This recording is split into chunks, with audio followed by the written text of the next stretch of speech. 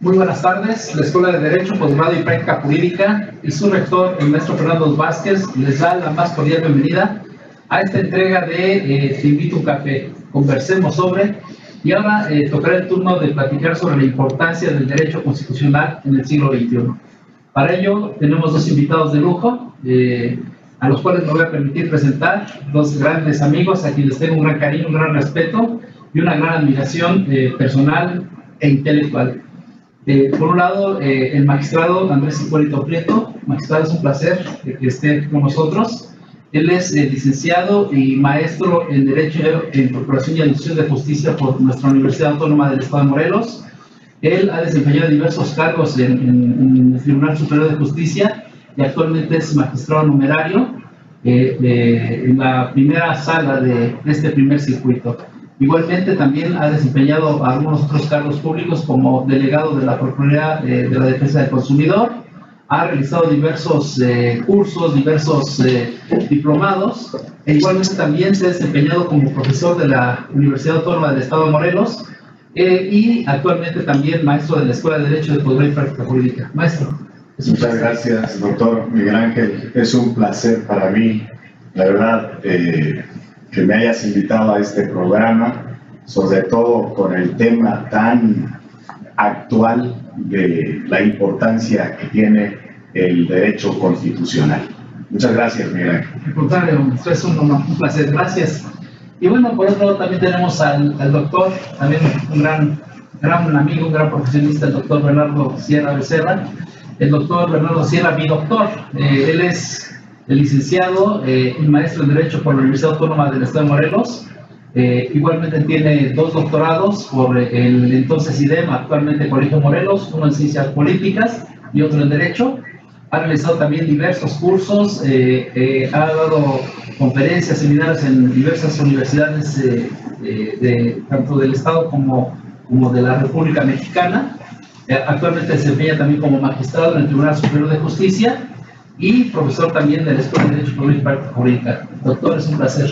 Gracias, querido amigo. La verdad que es un placer estar aquí con ustedes, compartiendo esta charla con un café, con el magistrado Andrés Hipólito Prieto, que fue mi maestro en la Universidad Autónoma del Estado de Morelos, compartir también contigo, que fuiste mi maestro en la licenciatura y en la maestría, en el doctorado, es decir, estar entre amigos siempre es grato, y más conversando sobre temas que nos apasionan, como es el derecho constitucional. Así es, doctor, y pues la verdad es que sí, yo también me siento entre amigos, me siento muy contento y muy honrado de estar en esta casa y de estar con grandes amigos. Oye, doctor Miguel Ángel, si me permite rápido, yo siempre le digo a mis alumnos de licenciatura, incluso de maestría, que el alumno debe superar al maestro. Y este es un ejemplo de lo que yo siempre digo. Me vengo enterando que tiene otro doctorado. O sea, tiene dos doctorados. Oye, yo no tengo ninguno. Compárteme uno. Además, es una pequeña referencia para ambos, una pequeña referencia en su currículum, pero una trayectoria impresionante ambos. En el caso, por ejemplo, del doctor Sierra, pues en el Congreso, director jurídico, asesor de la Secretaría de Gobierno del Estado, en fin, una gran trayectoria. Igual el magistrado Andrés Hipólito Prieto, una gran trayectoria dentro de lo que es el servicio público. Pero bueno, pues yo les invito a un café, y ¿qué les parece si conversamos sobre la importancia del derecho constitucional en el siglo XXI? Y bueno, empecemos, y me gustaría preguntar al doctor Sierra, doctor, ¿cuál sería la diferencia entre un derecho humano y una garantía constitucional? Gracias. Sí, antes de dar conclusión a la pregunta, la verdad que hice una compromiso el día de ayer, y no es compromiso, algo con mucho gusto, mandar un saludo a mis alumnos del doctorado en Derecho de la Escuela de Derecho y Práctica Jurídica, los alumnos de la licenciatura, de la maestría. Les envío un saludo, compromiso cumplido ahí con el saludo. Y bueno, y regresando al tema, lo quiero exponer de manera muy sencilla. Si retomamos el tema histórico, nuestro sistema jurídico mexicano contemplaba la palabra garantías individuales como sinónimo de derechos humanos. con la introducción de la reforma del 2011, cambió la denominación del título primero de nuestra Constitución para llamarse ahora de los derechos humanos y sus garantías. Entonces ya tenemos una diferenciación entre lo que es un derecho humano y una garantía. Y el derecho humano, ya definido de una manera muy sencilla, pues viene siendo un derecho intrínseco a la persona, un derecho natural, si lo podemos llamar de esa cuestión, que por el solo hecho de tener la característica de ser un humano, ya tiene toda esa gama de protecciones que nos da la Constitución y los tratados internacionales. Y las garantías ahora se convirtieron en lo que son los mecanismos, los instrumentos para hacer valer los derechos humanos. El problema que tenemos aquí en México, pudiéramos decir, es que las garantías, los derechos humanos no solamente son los que contempla la Constitución, sino también todos los tratados internacionales. Tenemos una multitud de derechos humanos. El problema que tenemos podría ser que las garantías todavía están en formación. Todavía no tenemos unos instrumentos o unos mecanismos para que todos esos derechos humanos los podamos hacer viables en la realidad. Qué interesante, doctor. Y efectivamente la reforma de 10 de junio de 2011 trajo un nuevo paradigma en el derecho constitucional mexicano. Y bueno, ya el doctor nos hace favor de platicarnos sobre esa reforma. Maestro Hipólito, ¿nos podría usted platicar sobre cuáles son los derechos fundamentales o los derechos humanos de las víctimas y los ofendidos y cuál fue la evolución histórica de estos?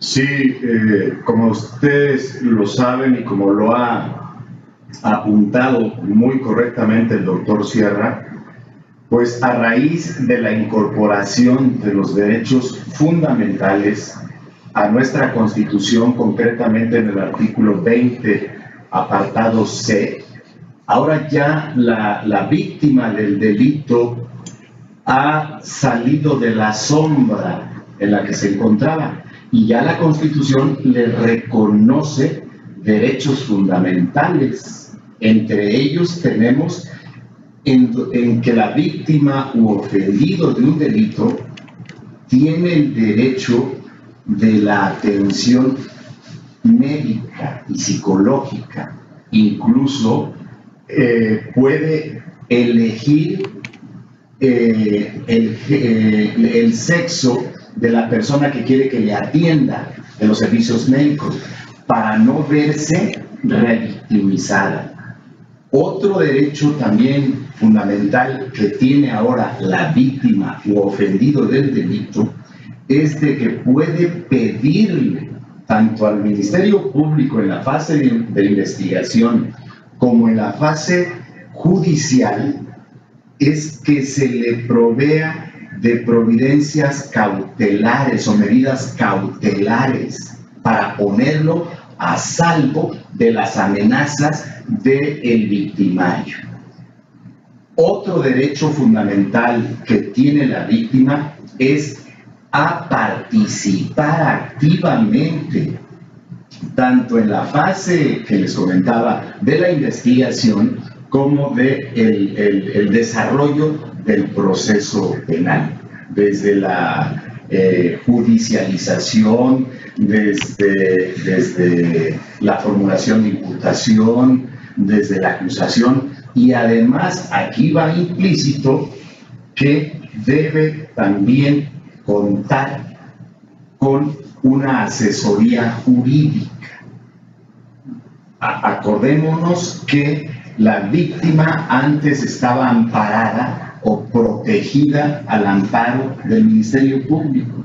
A raíz de todas estas reformas, incluso un poquito antes de 2008, un poquito más atrás, desde 2000, cuando se le reconoce a la víctima que tiene el derecho a la reparación del daño como pena pública.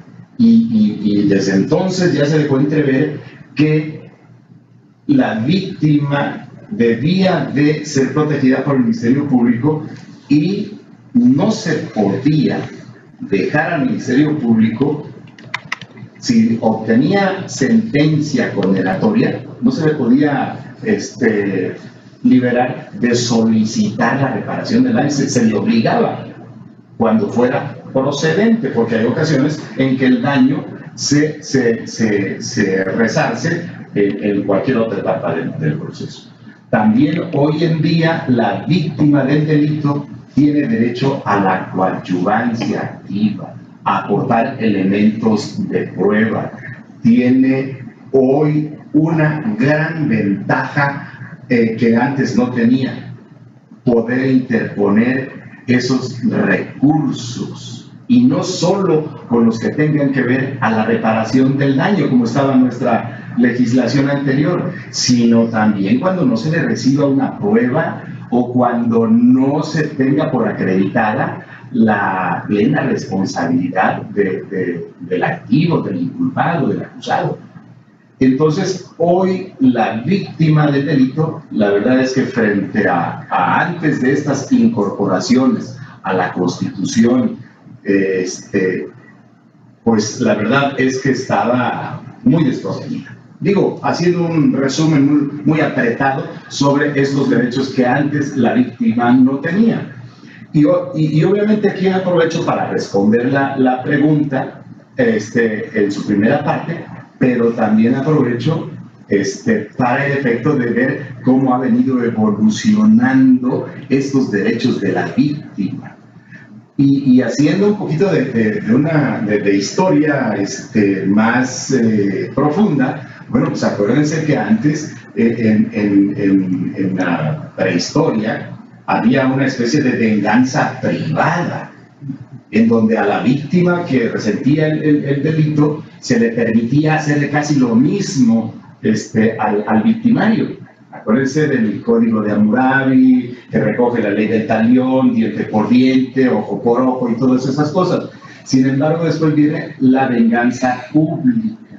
En la venganza pública es donde durante muchos años, creo que más de 70 años, la víctima quedó en la sombra. No tenía derecho prácticamente a nada.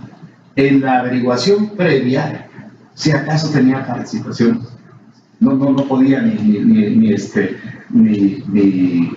aportarle elementos de prueba al fiscal. Hoy creo que estamos hablando, gracias a esos compromisos que adquirió el Estado mexicano frente a un contexto internacional, la víctima, si no es que ya está al igual que el inculpado, sí ha ganado bastante terreno.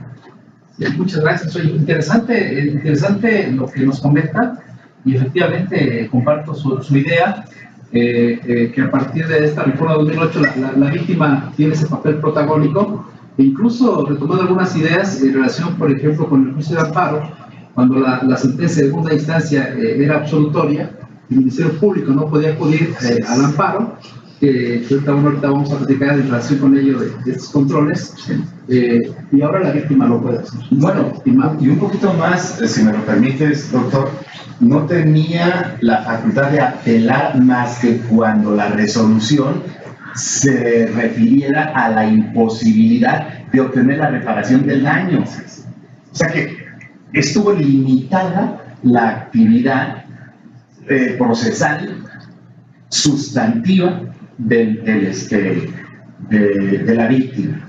Hoy en día tiene otros derechos que a lo mejor ahorita a mí se me escapan, como por ejemplo oponerse al procedimiento abreviado, oponerse a los mecanismos alternos de solución de controversias.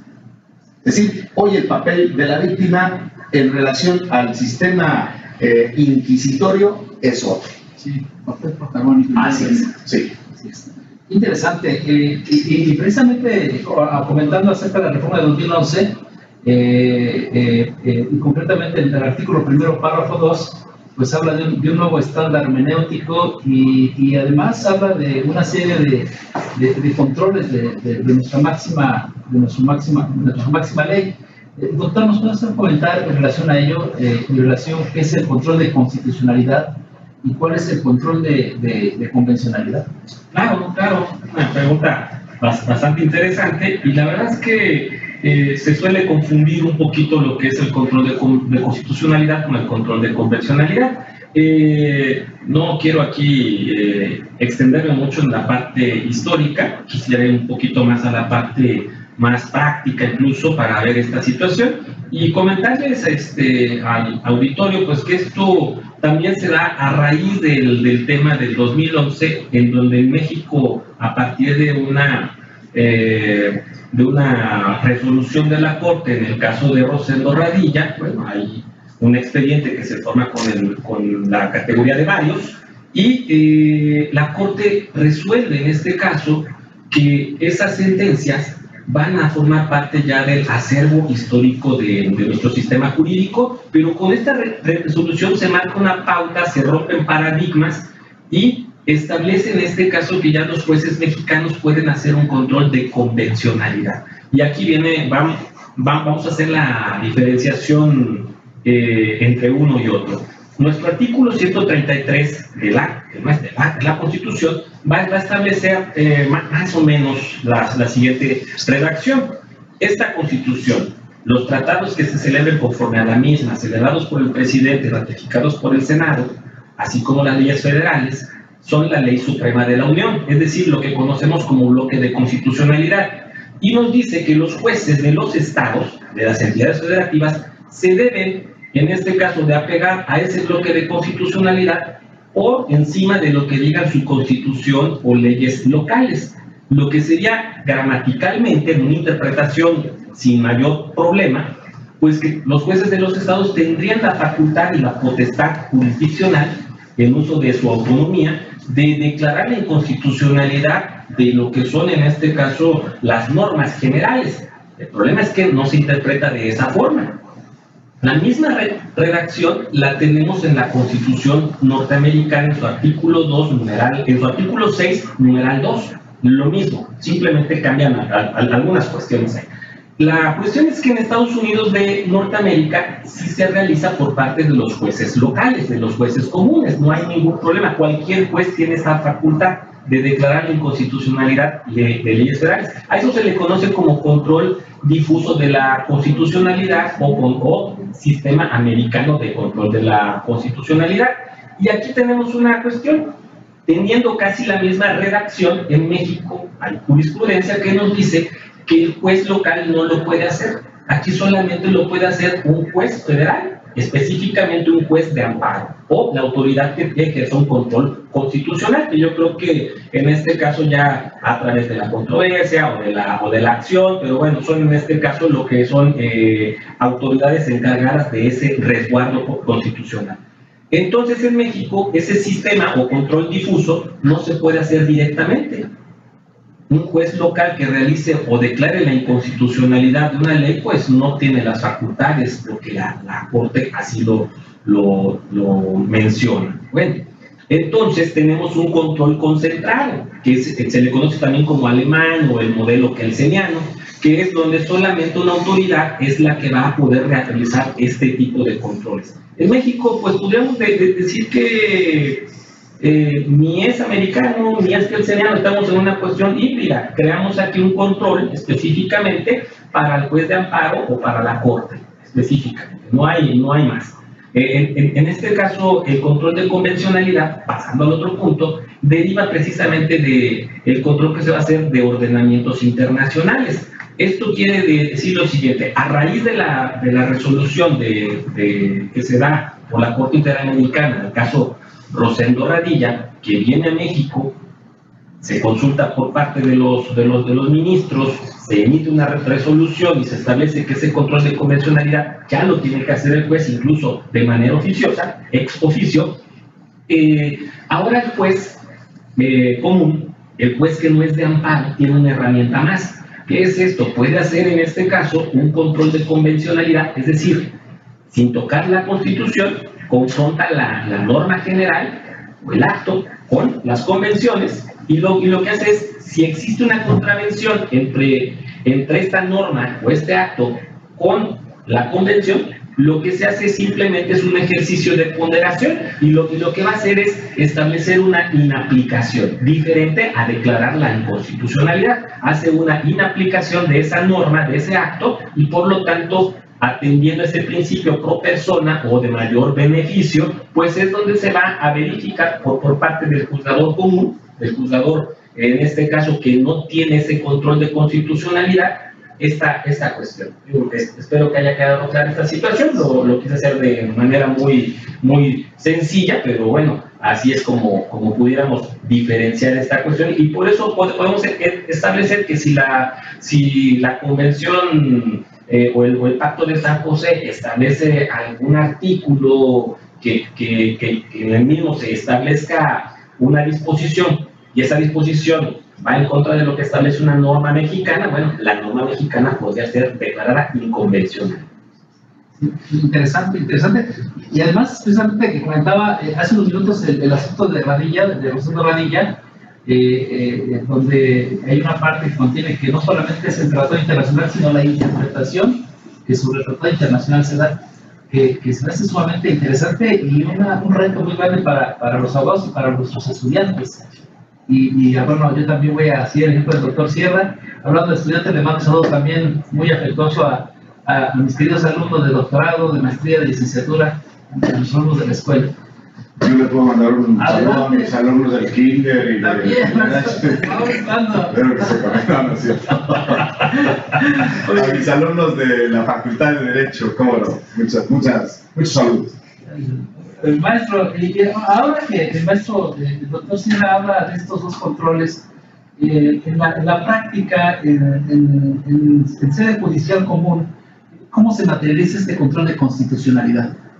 Sí, pues mira, cuando uno ya tiene oficio, experiencia, y de acuerdo a este marco conceptual jurídico, tanto nacional como internacional, pues cuando uno revisa un caso concreto, inmediatamente se da uno cuenta que puede uno, como juzgador ordinario, desaplicar una disposición que vaya en contra de la Constitución, artículo 1, artículo 4, artículo 133, estos tratados internacionales, estas convenciones, por ejemplo, la convención de Belém do Pará, que trata de no discriminación en contra de la mujer, todas esas maneras de sometimiento, todas esas interpretaciones que uno le debe dar a estos instrumentos internacionales. Pues uno inmediatamente se da cuenta cuando una norma ordinaria riñe contra esas disposiciones, ya sea constitucionales, locales o internacionales. Entonces, ¿qué hace el juzgador ordinario? Simple y sencillamente la hace a un lado, o sea, no la aplica. No tenemos esa facultad de declararla inconstitucional o declararla inconvencional, porque desafortunadamente, a diferencia de los americanos o de los norteamericanos, pues nosotros no tenemos ese tipo de facultades. Pero la verdad es que ya hemos dado un paso bastante grande, ya le arrebatamos, gracias a este tipo de compromisos internacionales y reformas constitucionales, una facultad exclusiva que tenía el Poder Judicial de México, el Poder Judicial Federal. Entonces, por ejemplo, hablo del artículo 461, se me viene ahorita como cara memoria, del Código Nacional de Procedimientos Penales, que establece que el análisis y el estudio de los agravios se hará bajo el principio de estricto derecho. Esto riñe, por un lado, con el artículo 1 de la Constitución, pero con esos precedentes, el caso Ulloa, el caso Radilla, todas esas convenciones, en donde se dice que uno de los derechos fundamentales de los ciudadanos, de los estados parte, es la tutela judicial efectiva. Y dentro de los parámetros de esta tutela judicial efectiva es que tengan a la mano, a su disposición, un recurso sencillo y efectivo. Y ese recurso no pudiera ser efectivo bajo los lineamientos así cuadrados de esta disposición del artículo 461 del Código Nacional. Entonces, ¿cómo puedes tú, aplicador de la norma ordinaria, darte cuenta que esa norma es inconstitucional o inconvencional si no abres el panorama, si no haces el estudio de ese recurso en forma integral, total, es decir, más allá de los límites de los agravios? Entonces, esas disposiciones riñen contra esos ordenamientos. Entonces es cuando en la vida práctica, en lo cotidiano, nosotros aplicamos el control difuso, tanto de la constitucionalidad como de la convencionalidad.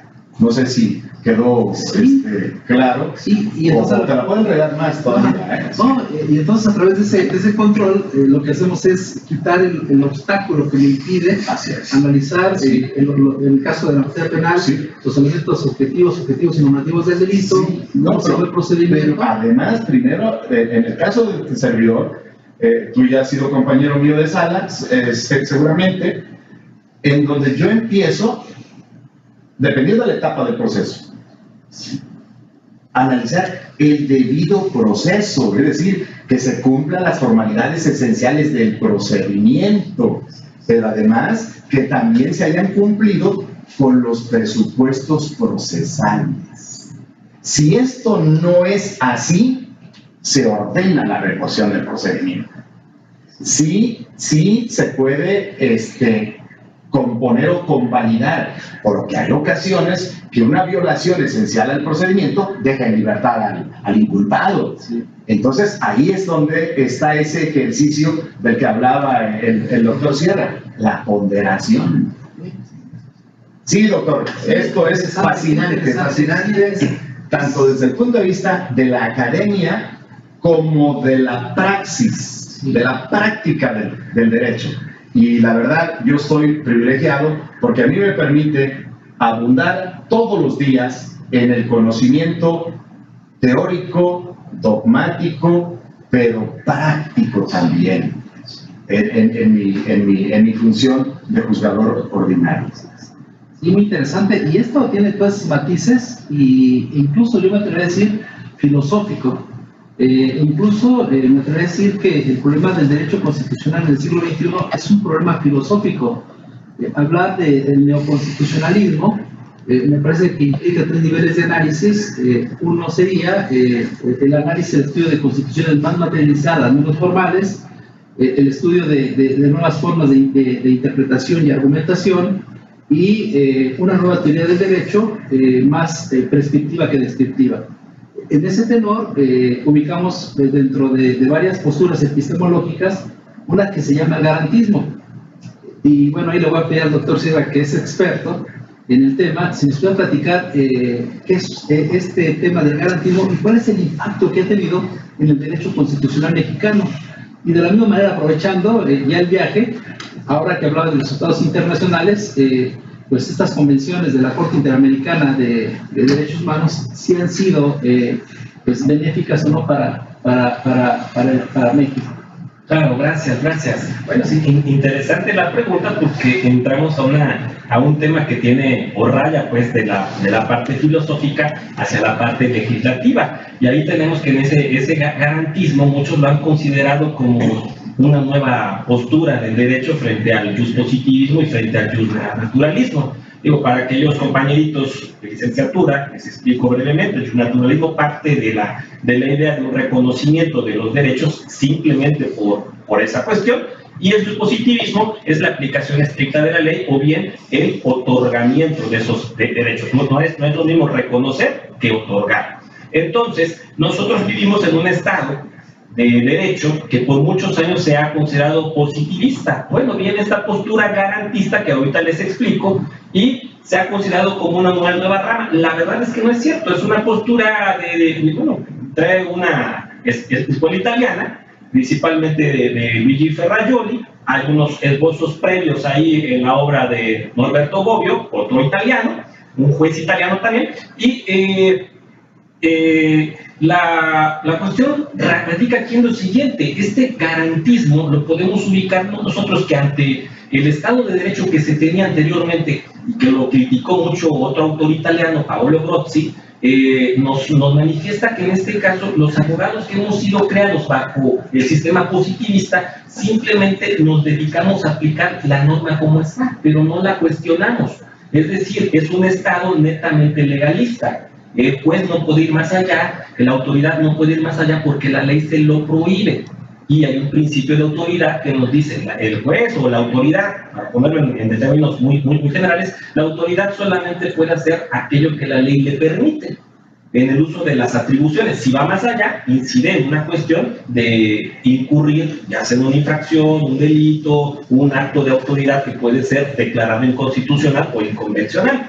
Bueno, el tema aquí del garantismo radica en que a raíz del 2011 comenzó siendo penal, ahora se trasladó a todo el sistema jurídico mexicano, precisamente en que la autoridad ahora tiene que garantizar los derechos humanos, tiene que garantizar a través de las normas que el ciudadano tenga acceso a que se le proteja y se le reconozca, se le reconozcan los derechos humanos que ya tiene. Pero tenemos un gran problema en México, no lo comenté en la intervención, en la primera intervención, porque se nos ha considerado que tenemos una supercarretera en tratando de derechos humanos, por poner una analogía, una supercarretera, pero tenemos unas garantías que las pudiéramos comparar con un carro compacto, un bochito, por ponerlo ahí. Entonces, pues, ¿para qué necesitamos una autopista de 8 carriles con un auto que a lo mejor pues no puede dar la velocidad para la cual está considerado? O sea, nos hace falta todavía muchas reformas legislativas, nos hace falta todavía trabajar en ese aspecto y como lo mencionaba el magistrado Hipólito, yo creo que estamos ganando terreno. Las reformas constitucionales están permitiendo en este caso que poco a poco la autoridad ordinaria, las autoridades estaduales puedan ir incidiendo en el control de la constitucionalidad, en el control de la convencionalidad. Esperemos que muy pronto esto pueda darse ya de una manera más efectiva. ¿Por qué? Porque ese acceso a una tutela judicial efectiva como derecho humano no puede quedarse de una manera interpretativa, sino que debe llegar al punto toral que viene siendo el beneficio para el justiciable, que se traslade, pues, no solamente ese acceso a una tutela judicial efectiva, sino también el acceso a esa justicia, pero de manera pronta, más expedita, es decir, más rápida. Yo creo que en este caso eso dejaría más satisfechas a las personas que día a día y cotidianamente acuden a los tribunales. Gracias, magistrado, qué interesante. Y bueno, ya el magistrado ya en su primera participación hablaba de las garantías constitucionales, ahora hablando del garantismo, habla de esa tutela efectiva, y precisamente es lo que le quiero preguntar, magistrado. En nuestro país, para hacer efectiva esa tutela, ¿cuántos instrumentos de control de constitucionalidad existen actualmente?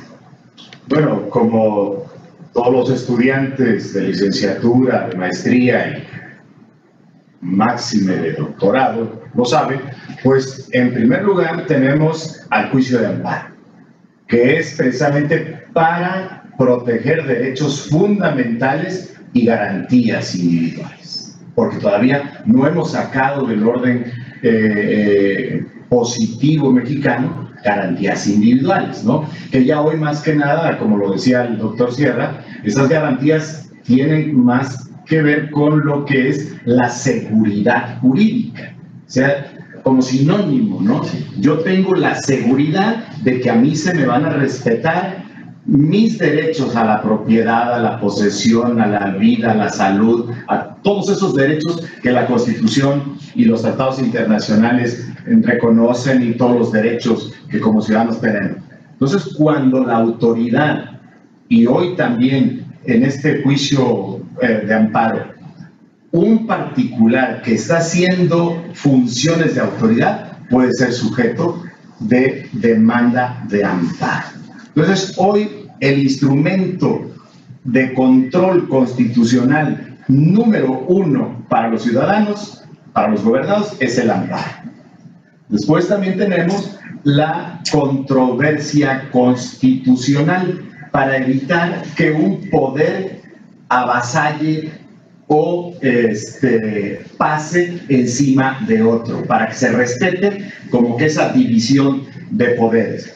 Y también tenemos a la acción de inconstitucionalidad, que más bien este sistema de control constitucional nace para efecto de que en los cuerpos legislativos las mayorías no pasen por encima de las minorías. Tradicionalmente tenemos 3, pero también tenemos en materia electoral la revisión constitucional, que es un instrumento que, como medio de defensa, que reconoce la Ley General del Sistema de Medios de Impugnación en materia electoral. Entonces ahí también tenemos otro que está así como medio escondido, está como que entre líneas, porque muchos ciudadanos, muchos abogados no nos dedicamos al área política o electoral, pero ahí también hay controles de la constitucionalidad.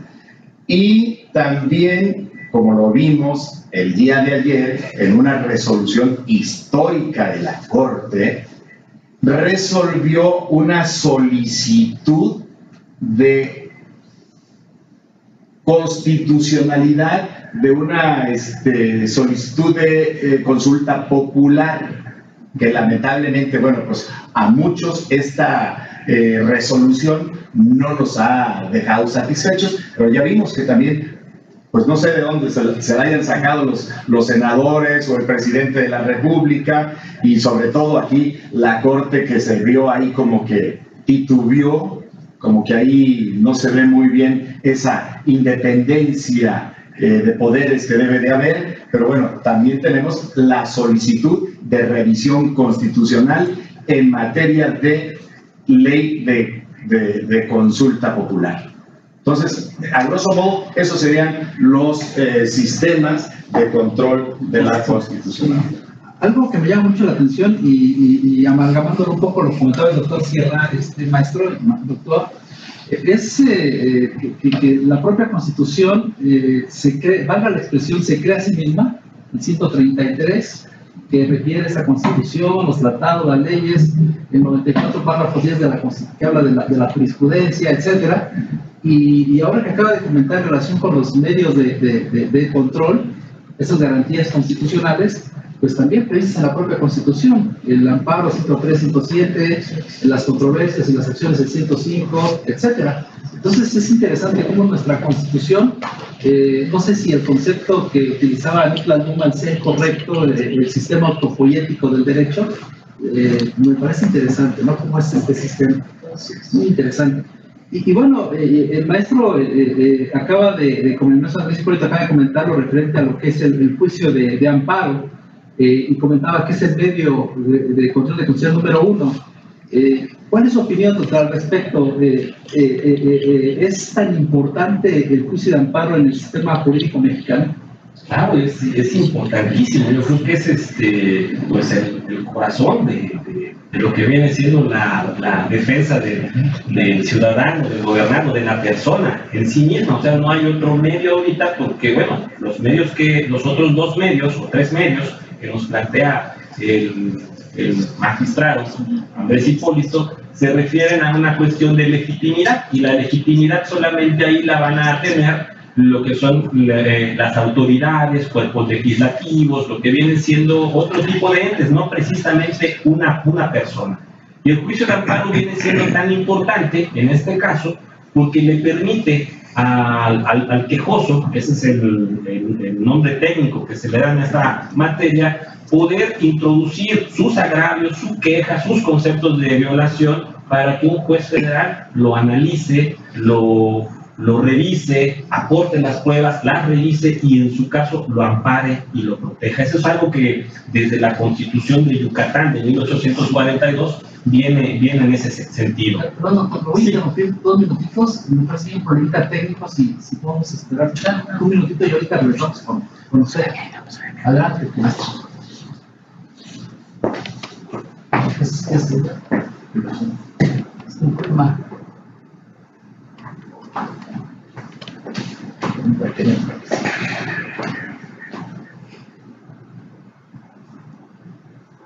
¿Y en qué chapa?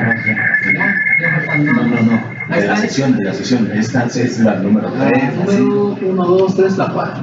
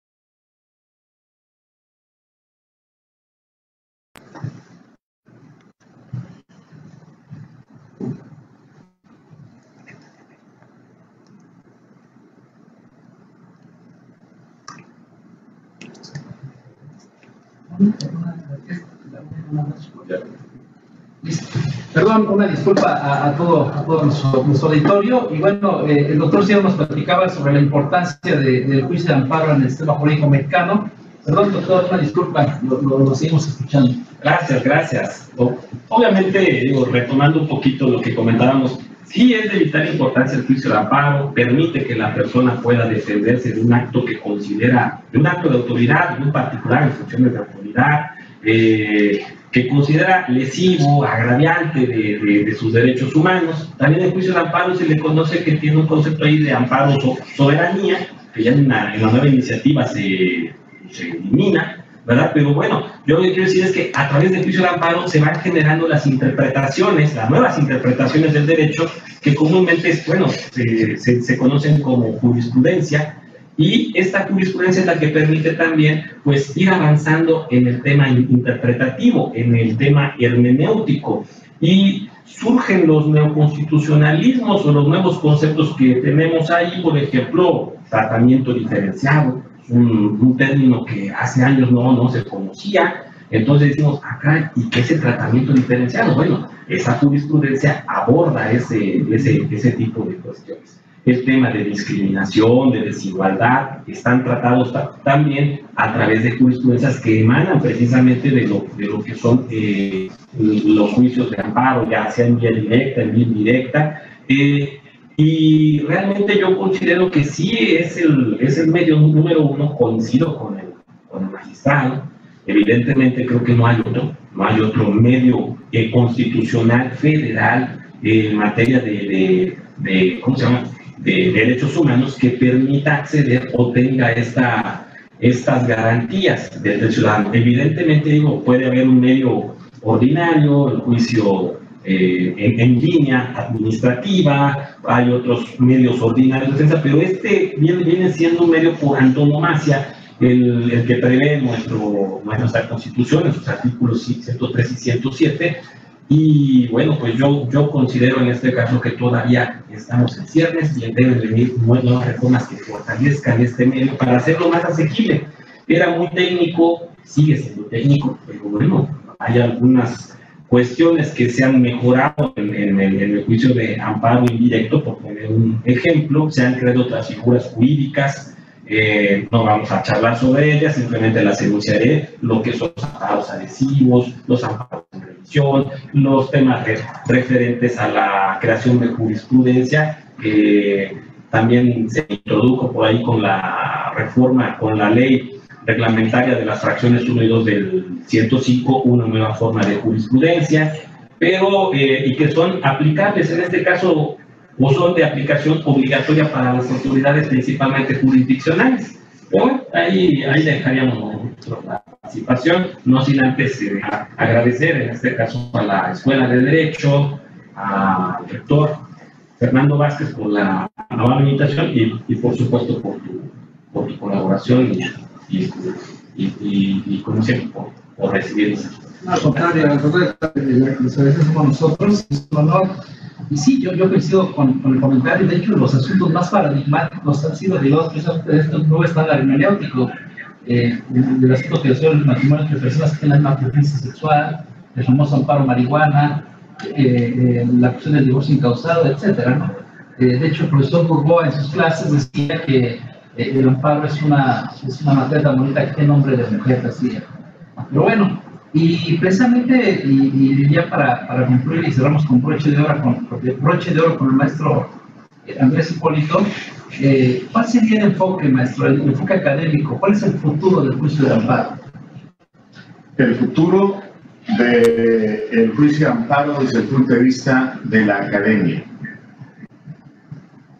La verdad, yo pienso que la formación profesional en la materia de amparo es una gran responsabilidad que tienen los centros de formación de los futuros abogados. Hoy ya han cambiado paradigmas, cánones, se han roto esquemas que durante décadas nosotros estuvimos acostumbrados a seguir de acuerdo a lo que las aulas universitarias nos enseñaron. Hoy nos damos cuenta que aquello que aprendimos hace muchos años en la academia, pues es un conocimiento obsoleto. Entonces yo veo que la punta de lanza del derecho constitucional es el juicio de amparo, porque ya en la nueva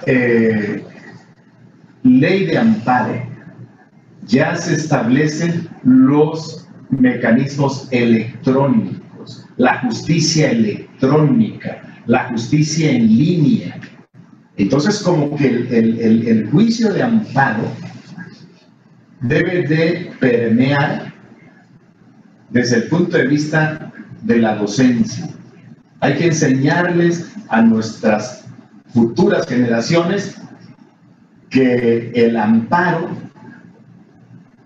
va a ser el promotor del derecho constitucional. Y sobre todo con las herramientas tecnológicas, con la difusión del conocimiento, con la transformación del conocimiento. Y el día de mañana yo quiero ver a mis alumnos litigando en materia constitucional en línea, promoviendo en línea, con la firma electrónica, con audiencias y promociones en línea. Ese es el futuro que yo veo del juicio de amparo, doctor, y creo que nadie puede bajar de este gran equino que es el juicio de amparo. El juicio de amparo tiende a seguir consolidándose en la cultura mexicana, no solo en la cultura jurídica, sino en los extractos más sencillos y humildes de nuestra sociedad. Y sí, como que yo sería de la idea de que se le quitara tanta rigidez, tanta tecnicidad al juicio de amparo para que baje a los extractos sociales más humildes, y que también viniera una gran reforma para que ese amparo para efectos desapareciera, que el juez de control constitucional, juez de distrito en amparo indirecto y magistrados de tribunales colegiados en el amparo directo, cuando vean que hay una notoria violación a derechos fundamentales, concedan el amparo liso y llano. Creo que de esta manera se lograría esa aspiración que se contempla en el artículo 17 constitucional. Una justicia pronta, sencilla, rápida, una justicia expedita, pero acabándose con el amparo para efectos. Es decir, quitar esos criterios o